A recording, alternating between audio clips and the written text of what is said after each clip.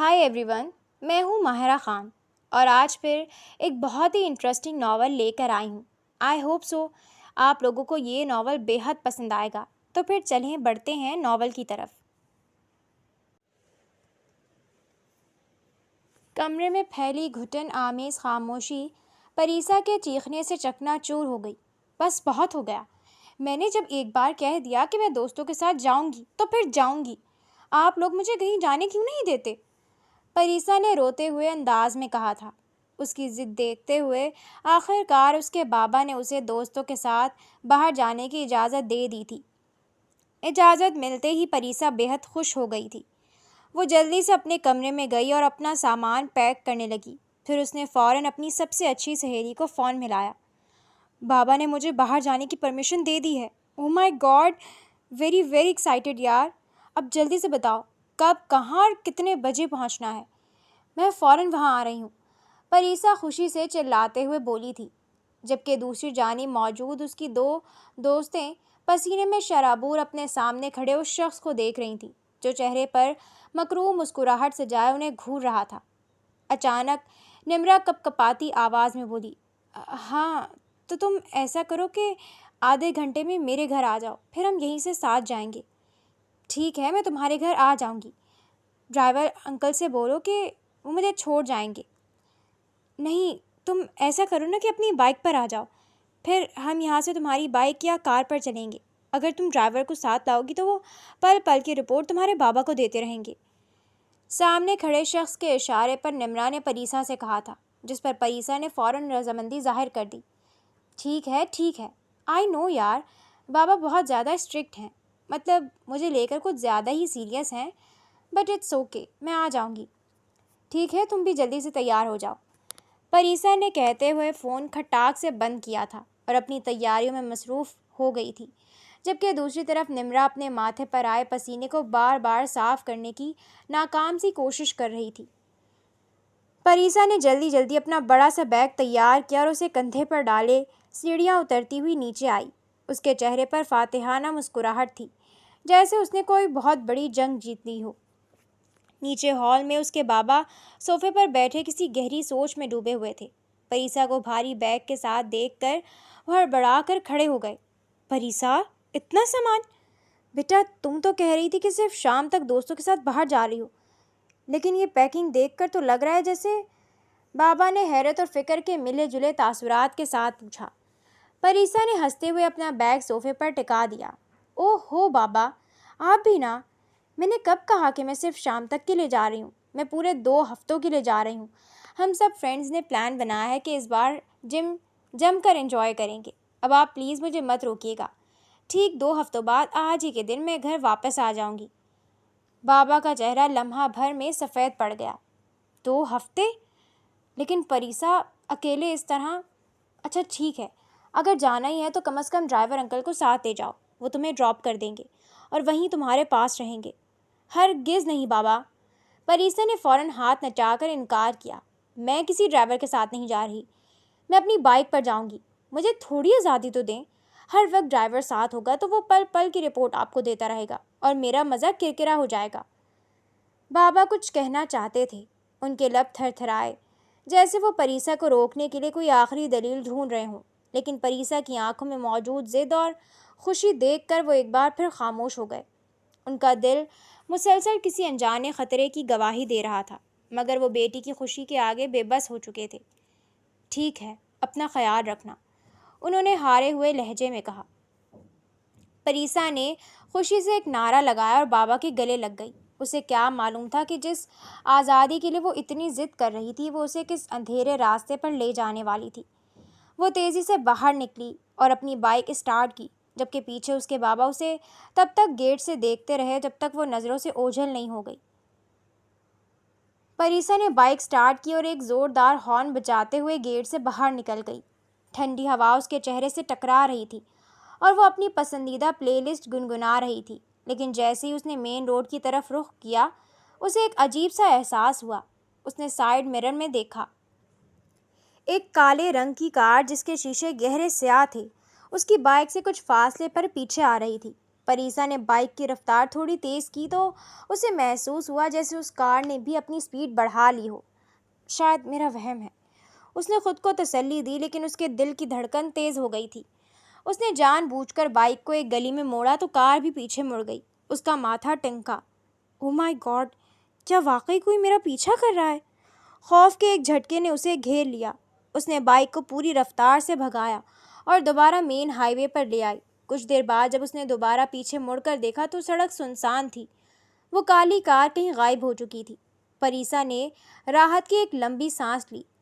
پاگل ہو گئی ہو پریسا، ڈر کے مارے کچھ بھی سوچ رہی ہو۔ وہ ابھی اسی سوچ میں تھی کہ اچانک بائک نے ایک جھٹکا کھایا۔ پریسا نے ایکسیلیٹر گھمایا لیکن انجن سے عجیب سی آوازیں آنے لگیں۔ ایک دو ہچکیوں کے بعد بائک بالکل خاموش ہو گئی اور رینگتی ہوئی ایک سنسان بس اسٹاپ کے قریب جا کر رک گئی۔ نو نو، اب اسے کیا ہوا؟ اس نے نیچے جھک کر فیول گیج دیکھا تو اس کے ہوش اڑ گئے۔ ٹینک بالکل خالی تھا۔ یہ کیسے ہو سکتا ہے؟ میں نے تو پرسوں ہی ٹینک فل کروایا تھا، اتنی جلدی ختم؟ اسے یاد آیا کہ شاید بائک میں کہیں لیکیج تھی یا کسی نے جان بوجھ کر۔ اس خیال نے اسے ایک بار پھر لرزا دیا۔ آس پاس شام کا دھندلکا پھیل رہا تھا اور وہ جگہ بالکل سنسان تھی۔ پریسا نے گھبرا کر اپنا فون نکالا اور نمرا کا نمبر ڈائل کیا۔ اس وقت اس کا دل زور زور سے دھڑک رہا تھا۔ اسے بس یہ ڈر تھا کہ وہ کالی کار کہیں دوبارہ نہ نمودار ہو جائے۔ ہیلو نمرا، یار میں راستے میں پھنس گئی ہوں، میری بائک کا پیٹرول ختم ہو گیا ہے، تم جلدی سے کسی کو بھیجو یا خود آؤ، مجھے یہاں بہت ڈر لگ رہا ہے۔ اندھیرا اتنا گہرا تھا کہ ہاتھ کو ہاتھ سجھائی نہ دیتا تھا۔ پریسا کو جب ہوش آیا تو اسے اپنے سر میں شدید درد محسوس ہوا۔ جیسے ہی اس نے ہلنے کی کوشش کی اسے احساس ہوا کہ اس کے ہاتھ اور پاؤں مضبوط رسیوں سے بندھے ہوئے ہیں۔ فرش کی سردی اس کی ہڈیوں میں اتر رہی تھی۔ بابا، نمرا، اس نے کانپتی آواز میں پکارا لیکن جواب میں صرف اس کی اپنی آواز کی گونج واپس آئی۔ اچانک اسے سب یاد آ گیا، وہ بس اسٹاپ، وہ کالی کار اور وہ زہریلی بو والا ہاتھ۔ خوف کی ایک لہر اس کے پورے وجود میں دوڑ گئی۔ وہ دیوانہ وار چیخنے لگی، بچاؤ، کوئی ہے؟ پلیز مجھے یہاں سے نکالو، بچاؤ۔ اس کی آواز دیواروں سے ٹکرا کر رہ جاتی۔ وہ کئی منٹ تک روتی اور چلاتی رہتی، یہاں تک کہ اس کا گلا بیٹھ گیا، مگر وہاں کوئی نہیں آیا۔ کچھ دیر بعد کمرے کا بھاری لوہے کا دروازہ ایک بھیانک چرچراہٹ کے ساتھ کھلا۔ روشنی کی ایک تیز لہر نے پریسا کی آنکھوں کو چندھیا دیا۔ دو ہٹے کٹے بدصورت اور موٹے سے آدمی کمرے میں داخل ہوئے۔ ایک کے ہاتھ میں پانی کا گلاس تھا اور دوسرے کے پاس ایک میلا سا کھانے کا ڈبہ۔ پلیز خدا کے لیے مجھے جانے دو، پریسا ان کے پیروں میں گرنے کی کوشش کرتے ہوئے گڑ گڑائی۔ میرے بابا آپ کو بہت پیسے دیں گے، آپ کو جو چاہیے لے لیں، بس مجھے گھر جانے دے، میں نے آپ کا کیا بگاڑا ہے؟ وہ دونوں آدمی ایک دوسرے کی طرف دیکھ کر کسی درندے کی طرح ہنسنے لگے۔ ان کے کہکہوں کی آواز اس چھوٹے سے کمرے میں گونج رہی تھی جو پریسا کے دل کو چیر رہی تھی۔ انہوں نے کھانا اور پانی وہیں فرش پر پٹخا اور پریسا کی التجاؤں کو مکمل نظر انداز کرتے ہوئے باہر نکل گئے اور دروازہ دوبارہ باہر سے مقفل کر دیا۔ وہ دونوں آدمی ایک طویل راہداری سے ہوتے ہوئے ایک ایسے کمرے میں پہنچے جہاں مکمل خاموشی اور اندھیرا تھا۔ کمرے کے بیچوں بیچ ایک عالی شان کرسی پر ایک شخص بیٹھا تھا جس کا چہرہ سائے میں چھپا ہوا تھا، صرف اس کے ہاتھ میں لگی قیمتی انگوٹھی دھیمی روشنی میں چمک رہی تھی۔ صاحب، وہ لڑکی ہوش میں آ گئی ہے، بہت رو رہی ہے، ہاتھ جوڑ کر منتیں کر رہی ہے کہ اسے چھوڑ دیں، ایک آدمی نے سر جھکا کر اطلاع دی۔ کرسی پر بیٹھے شخص نے ایک لمبا کش لیا اور سگریٹ کا دھواں فضا میں اچھالتے ہوئے ایک سرد مسکراہٹ کے ساتھ بولا، رونے دو اسے، جتنا رو سکتی ہے رونے دو، یہ ناز و نعم میں پلی ہوئی چڑیا ہے، اسے لگتا ہے کہ اس کی چیخیں اسے بچا لیں گی، لیکن اسے نہیں معلوم کہ اس پنجرے سے آواز باہر نہیں جاتی، تھوڑی دیر تڑپتے گی پھر خود ہی خاموش ہو جائے گی۔ اس کی آواز میں ایسی بے رحمی تھی کہ وہاں کھڑے ان دونوں آدمیوں کے بھی رونگٹے کھڑے ہو گئے۔ وہ شخص کرسی سے اٹھا اور کھڑکی کی طرف جاتے ہوئے بڑبڑایا، کھیل تو ابھی شروع ہوا ہے پریسا۔ پریسا کئی گھنٹوں تک اسی سرد فرش پر پڑی سسکیاں لیتی رہی۔ اس کی آنکھیں رو رو کر سوج چکی تھیں اور گلا بیٹھ گیا تھا۔ جب بھی باہر سے کسی قسم کی قدم کی آواز آتی وہ امید اور خوف کے ملے جلے احساس سے تڑپ اٹھتی، مگر کوئی اسے بچانے نہ آیا۔ دھیرے دھیرے اسے احساس ہوا کہ یہاں اس کی چیخیں سننے والا کوئی نہیں ہے۔ ان سنگ دل لوگوں کے سامنے گڑ گڑانا بالکل ایسا ہی تھا جیسے پتھر کی دیوار سے سر ٹکرانا۔ اس نے ایک لمبی لرزتی ہوئی سانس لی اور اپنی آنسوؤں سے بھیگی پلکیں موند لی۔ رونے سے کچھ نہیں ہوگا پریسا، خود کو سنبھالو۔ اس نے ٹوٹے ہوئے لہجے میں خود سے سرگوشی کی۔ کمرے کا حبس اور وہ گھٹن آمیز اندھیرا اسے نگلنے کو دوڑ رہا تھا۔ اسے بچپن ہی سے اندھیرے سے بہت ڈر لگتا تھا۔ وہ تو اپنے کمرے میں بھی نائٹ بلب کے بغیر نہیں سوتی تھی، اور آج وہ ایک ایسی جگہ تھی جہاں روشنی کی ایک کرن بھی موجود نہ تھی۔ اسے ایسا محسوس ہو رہا تھا جیسے اندھیرے کے سائے دیواروں سے نکل کر اس کی طرف بڑھ رہے ہوں۔ خوف کے مارے اس کے رونگٹے کھڑے ہو گئے۔ وہ گھسیٹتی ہوئی کمرے کے ایک کونے تک گئی اور دیوار سے پشت لگا کر دبک گئی۔ اس نے اپنے دونوں گھٹنے سینے سے لگا لیے اور سر ان پر رکھ لیا۔ اس تپتے ہوئے اندھیرے میں وہ بالکل تنہا تھی۔ اس کا ذہن اب ان تمام باتوں کی طرف جا رہا تھا جو اس کے بابا نے اسے سمجھائی تھیں، مگر اب بہت دیر ہو چکی تھی۔ وہ اسی کونے میں گمسم بیٹھی اندھیرے میں گھورتی رہی۔ کچھ ہی وقت گزرا تھا کہ اچانک کمرے کا دروازہ کھلا۔ ہلکی سی دھیمی روشنی اندر داخل ہوئی تو اسے لگا جیسے اس کے اندر اس کے سانس میں سانس آئی ہو، مگر اگلے ہی پل اسے اپنی یہی سانسیں خود پر بھاری محسوس ہوئیں جب اس نے ایک نوجوان خوبرو شخص کو اپنے قریب آتے دیکھا۔ وہ موبائل پر مصروف اسی کی جانب بڑھ رہا تھا۔ اس کے قریب آتے ہی تھوڑے فاصلے پر موجود کرسی پر بیٹھ گیا۔ موبائل اپنی جیب میں ڈال کر فرصت سے اسے سر تا پاؤں دیکھنے لگا۔ پریسا خوف سے کانپ رہی تھی۔ اس نے ڈرتے ڈرتے نظر اندھیرے میں پھیلے اس کمرے کی جانب دوڑائی۔ اس کی آنکھوں میں موجود خوف، چہرے پر آتا پسینہ، خشک ہونٹ اور کپکپاتے ہاتھ سامنے والے کو باور کروا گئے تھے کہ اس اندھیرے میں اتنے گھنٹے گزارنے کے بعد اس کی کیا حالت ہو گئی ہے۔ رفاقت، رضیہ کو بھیجو۔ تھوڑی ہی دیر میں اس کی جاندار آواز کمرے میں گونجی تھی۔ کچھ دیر بعد ایک عورت اس کمرے میں داخل ہوئی، ہاتھ باندھے ادب سے سر جھکاتے بولی تھی، جی صاحب جی، آپ نے بلایا تھا؟ اسے یہاں سے اٹھاؤ، ایک دوسرے کمرے میں لے کر جاؤ۔ جی صاحب جی۔ رضیہ نے آگے بڑھ کر پریسا کا ہاتھ تھاما اور تقریباً اسے گھسیٹتے ہوئے اپنے ساتھ دوسرے کمرے میں لے گئی۔ وہ کمرہ بھی اسٹور روم جیسا ہی تھا، مگر ایک اچھی بات یہ تھی کہ اس کمرے میں واش روم، کھڑکی اور پنکھا موجود تھا۔ اس نے حیرت سے اس کمرے کو دیکھا اور جلدی سے بولی، اگر مجھے صبح ہی اس والے اسٹور روم میں بند کر دیتے تو اتنی دیر مجھے اندھیرے سے ڈرنا نہ پڑتا۔ بی بی، یہ اسٹور روم نہیں، میرا کمرہ ہے جہاں تمہیں رہنے کے لیے رکھا گیا ہے۔ میں آئی بڑی سے اسٹور روم کہنے والی۔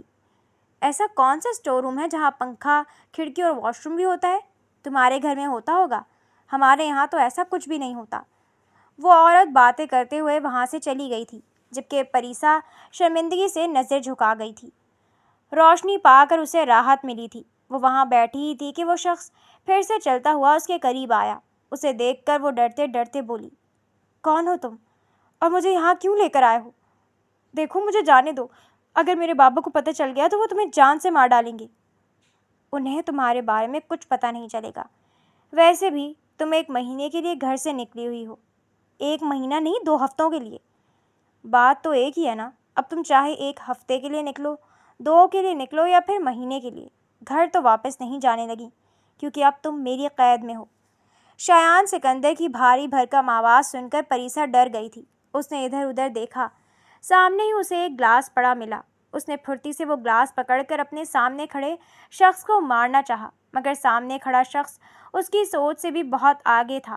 اس نے فوراً ہی اسے دبوچ لیا، پاس پڑی کرسی پر بٹھا کر چند ہی سیکنڈز میں اسے کرسی سے باندھ دیا تھا۔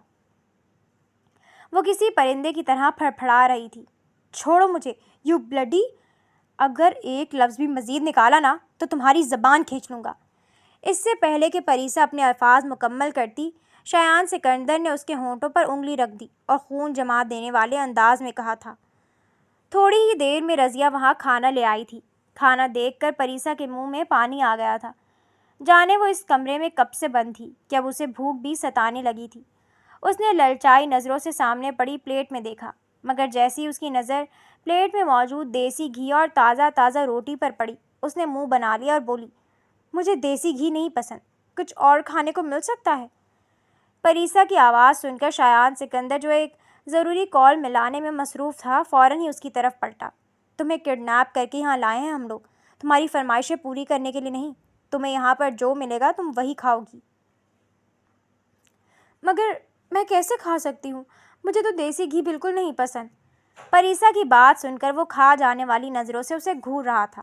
یہ لڑکی اس کی قید میں تھی، وہ اسے یہاں جان سے مار دینے کے لیے لایا تھا تاکہ اپنا 18 سال کا انتقام پورا کر سکے۔ اگر یہ لڑکی مر جاتی تو اس کی تمام تر جائیداد گورنمنٹ ضبط کر لیتی، جس پر اس کے خاندان کا کسی بھی طرح کا کوئی حق نہیں بنتا تھا، اور اس طرح شاہ خاندان کا غرور مٹی میں مل جاتا۔ مگر یہ ایسے نخرے کر رہی تھی جیسے کڈنیپ ہو کر نہ آئی ہو بلکہ اپنے باپ کے گھر بیٹھی راج گدی سنبھالے بیٹھی ہو۔ کچھ سوچتے ہوئے شایان سکندر نے ملازمہ کی طرف اشارہ کرتے ہوئے مزید دیسی گھی منگوایا تھا اور اسے اس کی پلیٹ میں ڈالتے اس کے ہاتھ کھولتے ہوئے زبردستی کھانے پر مجبور کیا تھا۔ پریسا نے ڈرتے ڈرتے ساری پلیٹ چٹ چٹ کر دی تھی۔ کھانا ختم کرنے کے بعد وہ ہاتھ دھونے کی غرض سے کرسی سے اٹھی جب شایان سکندر نے اسے گھور کر دیکھا۔ ہاتھ دھونے کے لیے جا رہی ہوں، پریسا نے ڈرتے ہوئے کہا، اور پھر واش روم کے قریب جاتے ہی خوشی سے اچھل پڑی۔ ایک دم سے اس کے حلق سے چیخ سن کر شایان سکندر اپنی جگہ سے ہلا تھا اور غصے سے اسے دیکھا تھا جب پریسا فاتحانہ انداز میں بولی تھی، ویسے بہت بہت شکریہ۔ آپ کو پتہ نہیں میں کتنے گھنٹوں سے یہاں بھوکی بیٹھی ہوئی تھی، اور مجھے اتنے زوروں کی بھوک لگ رہی تھی نا کہ جس کی کوئی حد نہیں۔ آپ کو پتہ ہے مجھے دیسی گھی اتنا پسند ہے، اتنا پسند ہے کہ میں تو ایک دن میں پورا دیسی گھی کا ڈبہ ہی ختم کر دوں۔ لیکن میں ایسا آپ کو نہیں کہہ سکتی تھی نا، آپ ڈراؤنے کڈنیپر گندے، آپ مجھے کہاں دیسی گھی کھانے دیتے۔ اسی لیے میں نے آپ سے جھوٹ بولا کہ مجھے دیسی گھی بالکل پسند نہیں، اور دیکھیں بدلے میں آپ نے مجھے اتنا زیادہ گھی کھلا دیا۔ Thank you. میں اللہ تعالیٰ سے دعا کروں گی کہ آپ کے چہرے پر کچھ ٹائم کے لیے ہی صحیح، ادھار کی ہی صحیح، مگر مسکراہٹ لے آئیں، کیونکہ مجھے بالکل بھی نہیں پسند کہ میرے آس پاس موجود لوگ اس طرح سڑے ہوئے کریلے کی طرح رہیں۔ پریسا اگلا پچھلا برابر کرتے ہوئے بھاگ کر خود کو واش روم میں قید کر چکی تھی، جبکہ باہر بیٹھا شایان سکندر شاہ غصے سے تلملا اٹھا تھا۔ وہ ایک چھٹانک بھر کی لڑکی کے ہاتھوں بیوقوف بن گیا تھا جو اسے ہضم نہیں ہو رہا تھا۔ پریسا نے واش روم کے دروازے کو اندر سے کنڈلی لگا کر اپنی پیٹھ اس سے ٹکا دی تھی۔ اس کا دل ایسے دھڑک رہا تھا جیسے ابھی سینے سے باہر نکل آئے گا۔ او مائی گاڈ، پریسا تم کتنی پاگل ہو! تم نے ایک خطرناک کڈنیپر کو سڑا ہوا کریلا کہہ دیا، وہ تمہیں کچا چبا جائے گا۔ اس نے اپنے گالوں پر ہاتھ رکھ کر خود کو کوسا، مگر پھر ایک شرارتی مسکراہٹ اس کے لبوں پر آئی۔ مگر مزہ تو آیا، اس کی شکل دیکھنے والی تھی۔ باہر خاموشی چھائی ہوئی تھی، ایسی خاموشی جو طوفان سے پہلے ہوتی ہے۔ اچانک دروازے پر ایک زوردار دستک ہوئی جیسے کوئی ہتھوڑا مار رہا ہو۔ پریسا اچھل پڑی، باہر نکلو۔ شایان کی آواز میں وہ گرج تھی کہ واش روم کی دیواریں بھی تھر تھرانے لگی۔ نہیں نکلوں گی، آپ مجھے ماریں گے، میں پاگل نہیں ہوں، پریسا نے اونچی آواز میں جواب دیا، حالانکہ اس کی ٹانگیں کانپ رہی تھیں۔ میں گن رہا ہوں پریسا، 1 2۔ پریسا کو پتہ تھا کہ 3 ہونے سے پہلے اگر اس نے دروازہ نہ کھولا تو وہ دروازہ توڑ دے گا۔ اس نے کانپتے ہاتھوں سے کنڈی کھولی اور سر جھکا کر باہر نکلی۔ شایان بالکل دروازے کے سامنے کھڑا تھا۔ اس کا قد اتنا لمبا تھا کہ پریسا کو اسے دیکھنے کے لیے اپنی گردن پوری پیچھے کرنی پڑی۔ اس کی آنکھیں غصے سے دہک رہی تھیں، مگر ان میں ایک عجیب سی الجھن بھی تھی، جیسے وہ سمجھ نہیں پا رہا ہو کہ اس ننھی سی لڑکی میں اتنی ہمت کہاں سے آئی۔ شایان ایک قدم آگے بڑھا، پریسا تیزی سے پیچھے ہٹی یہاں تک کہ اس کی کمر دیوار سے جا لگی۔ شایان نے اپنے دونوں ہاتھ اس کے سر کے دونوں طرف دیوار پر جما دیے، اسے اپنے حصار میں لیا۔ بڑا شوق ہے تمہیں دوسروں کو سڑا ہوا کریلا کہنے کا۔ اس کا لہجہ برف جیسا ٹھنڈا اور کاٹدار تھا۔ پریسا نے اپنے تھوک کو نگلا، اس کا دل چاہ رہا تھا کہ وہیں زمین پھٹے اور وہ اندر سما جائے، مگر اس نے اپنی ہمت جمع کی۔ اس نے سوچا، اگر یہ جان گیا کہ میں ڈر رہی ہوں تو یہ مجھے اور ڈرائے گا۔ اس نے اپنی چھوٹی سی ٹھوڑی اوپر اٹھائی اور شایان کی آنکھوں میں آنکھیں ڈال کر بولی، غلط تو نہیں کہا؟ آپ کی شکل سے تو ایسا لگتا ہے جیسے آپ نے بچپن سے کبھی چاکلیٹ ہی نہیں کھائی، ہر وقت کڑوی باتیں اور کڑوے تاثرات۔ اور ویسے بھی ایک لڑکی کو زبردستی دیسی گھی کھلانا گنڈا گردی نہیں تو اور کیا ہے؟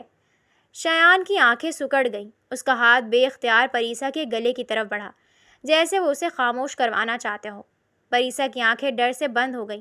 اس نے کس کر اپنے ہاتھ بھینچ لیے، وہ اسے تکلیف پہنچانے والا تھا، مگر شایان کا ہاتھ اس کے گلے تک پہنچنے سے پہلے ہی رک گیا۔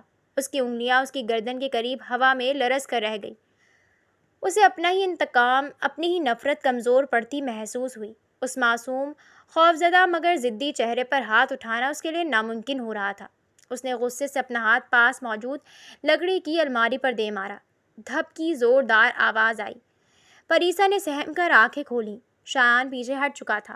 اس کا چہرہ غصے سے سرخ تھا۔ تمہاری خوش فہمی ہے کہ تم مجھے بیوقوف بنا رہی ہو، وہ دھاڑا، اور یہ جو بہادری کا لبادہ اوڑھ